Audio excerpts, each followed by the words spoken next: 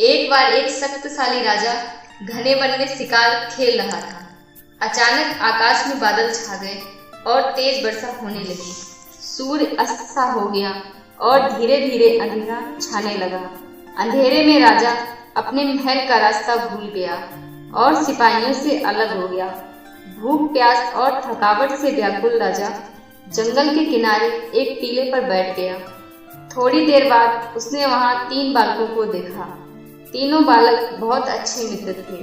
वे गांव की ओर जा रहे थे। सुनो बच्चों, जरा यहाँ आओ, राजा ने उन्हें बुलाया। बालक जब वहां पहुंचे तो राजा ने पूछा, क्या कहीं से थोड़ा भोजन और जल मिलेगा? मैं बहुत प्यासा हूँ और भूखा भी हूँ।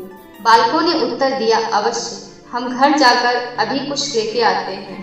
वे गांव की ओर भागे और तुरंत जल और भोजन लेके आए। राजा बच्चों के उत्साह और प्रेम को देखकर बहुत प्रसन्न हुआ। राजा बोला, प्यारे बच्चों, तुम लोग जीवन में क्या करना चाहते हो?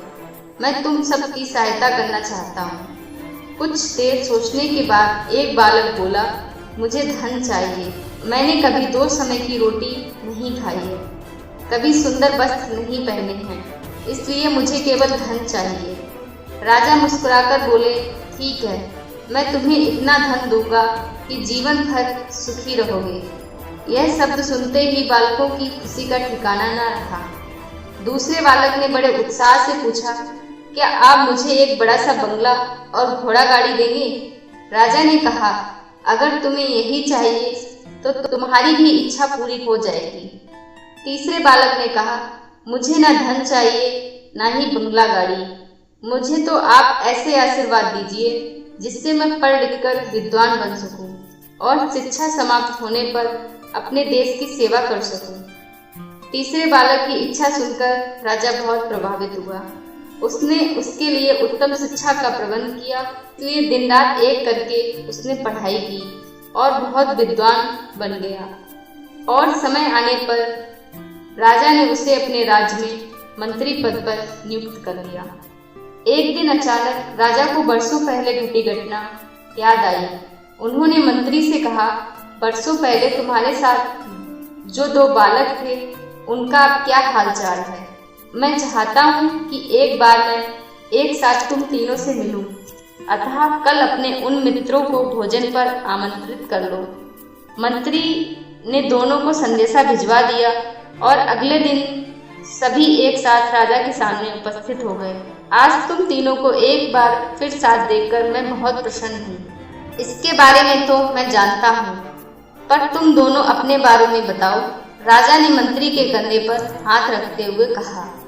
जिस बालक ने धन मांगा था वह दुखी होते हुए बोला, राजा साहब, मैं उस दिन आपसे धन मांगकर बहुत बड़ी गलती की। इतना सारा धन पाकर मैं आलसी बन गया और बहुत सारा धन बेकार की चीजों में खर्च कर दिया। मेरा बहुत सा धन चोरी हो गया और कुछ 1 वर्षों में मैं वापस उसी स्थिति में पहुंच गया जिसमें आपने मुझे देखा था। बंगला गाड़ी मांगने वाला बालक भी अपना रोना रोने लगा।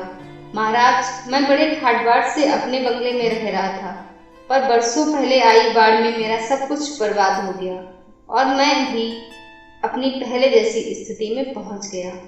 उनकी बातें सुनने के बाद राजा बोले, अब इस बात को अच्छी तरह गांठ बांध लो। धन संपदा सदा हमारे पास नहीं रहते, पर ज्ञान जीवन भर मनुष्य के काम आता है और उसे कोई चुरा नहीं सकता।